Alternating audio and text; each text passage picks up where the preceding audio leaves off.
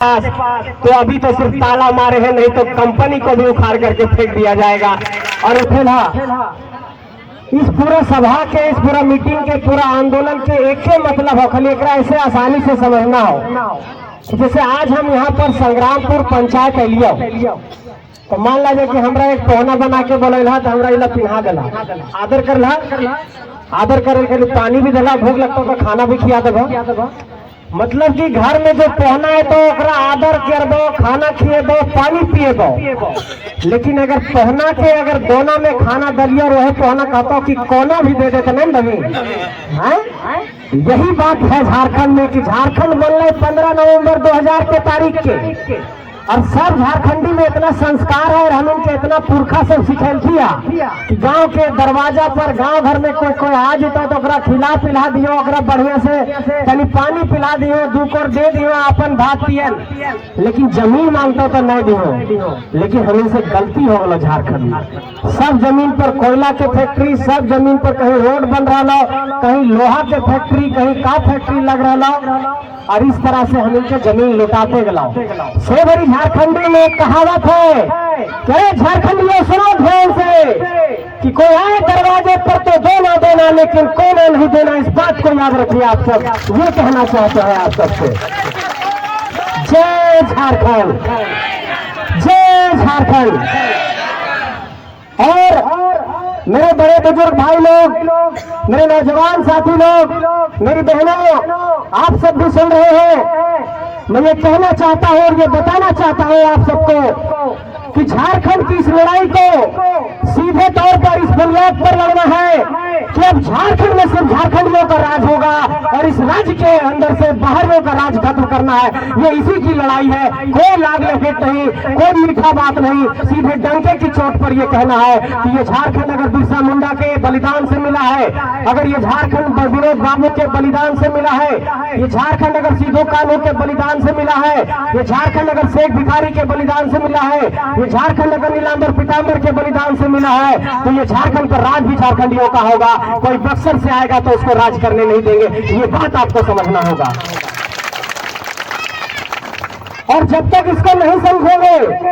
तब तक एक बात समझ लीजिए कि हम लोग बड़े हिचकिचाते हैं कि अरे काबू झारखंडी के बात तो कहते हो कि बड़ी बाहरी और भीतरी की बात करो थी। देश में 2 राजधानी के हमेशा नाम लेवल जाए, एक तो देश की राजधानी दिल्ली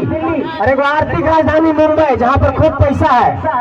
मुंबई में बहुत लोग होती, बिजनेसमैन, पैसा वाला बहुत लोग। वहाँ 2 पार्टी है, एक के नाम है शिवसेना और एक के नाम है मनसे, महाराष्ट्र नवनिर्माण सेना। महाराष्ट्र नवनिर्माण सेना वाले क्या करती है और अभियो करो थी कि जब झारखंडी जाती वहाँ कमाए ले तो कहते भैया, भैया है क्या, भैया मतलब जो बिहार के गाँव, जो झारखंड के गाँव, जो यूपी के गाँव, सबके एक ही साथ सब जोड़ के रखो थी।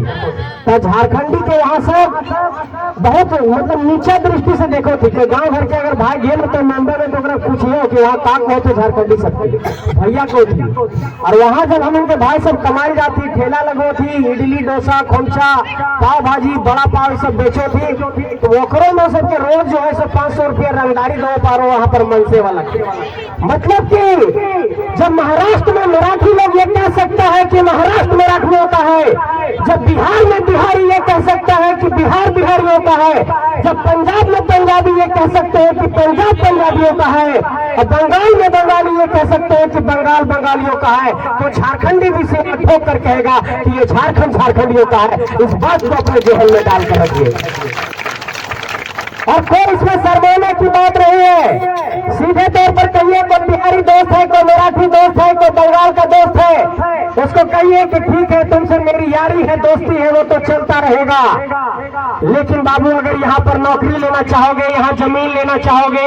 हमारे लोगों का शोषण करोगे, हमारे ही जमीन पर फैक्ट्री लगा करके हमारे ही लोगों का मजदूर बना करके शोषण करोगे,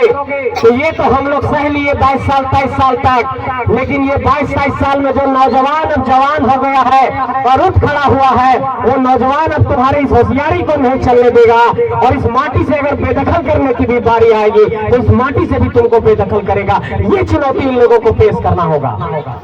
हम लोगों के साथ दिक्कत क्या हुआ है कि झारखंडी लोग बड़ी भोला भाला, खेत में जैसे जुआट लेके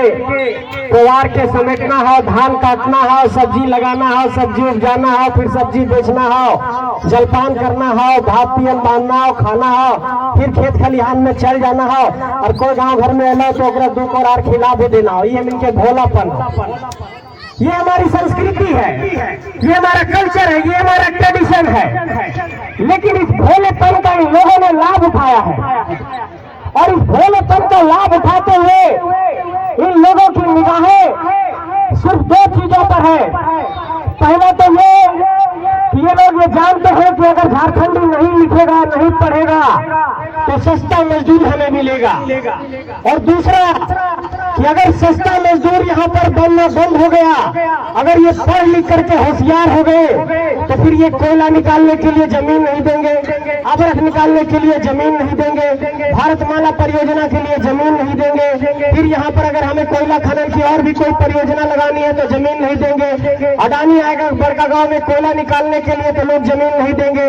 मतलब कि इन लोगों को डर इस बात का है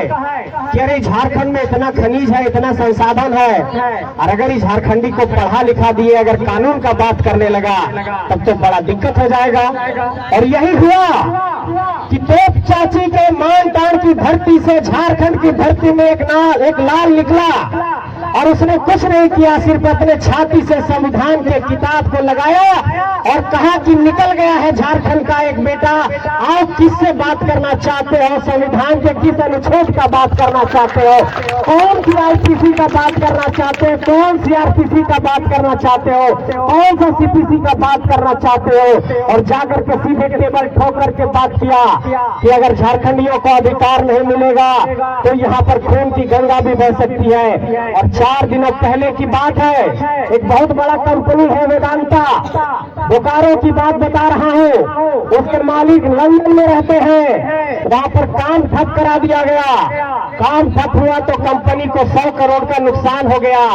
पांव उसका थर थर कांपने लगा, कहने लगा कि क्या कहना है जेबी केसेस वाले, बताओ। गए हमारे जयराम जी और बोले कि बात यही है कि यहाँ के लोगों को नौकरी देना होगा और उसके अलावा ये आंदोलन समाप्त नहीं होगा। और एक उनको बात कहा गया कि तो बोकारो और धनबाद के लोग आए हैं, अगर पूरे झारखंड के लोग और गोला और संग्रामपुर के लोग, रामगढ़ के लोग, मांडू के लोग, बड़का गांव के लोग, बरी के लोग, हजारीबाग के लोग रोक करके आ गए अगर यहाँ पर वेदांता के पास, तो अभी तो सिर्फ ताला मारे हैं, नहीं तो कंपनी को भी उखाड़ करके फेंक दिया जाएगा। और उसके बाद जेबी केसेस के इस आंदोलन की ताकत रही कि उस कंपनी ने कहा कि ठीक है, आपको नौकरी की आप बात कर रहे हैं, हम नौकरी देते हैं, और शुरू में कहा कि 45 दिनों में 45 लोगों को रोजगार दे रहे हैं, और कुल मिलाकर 400 लोगों को कंपनी में रखने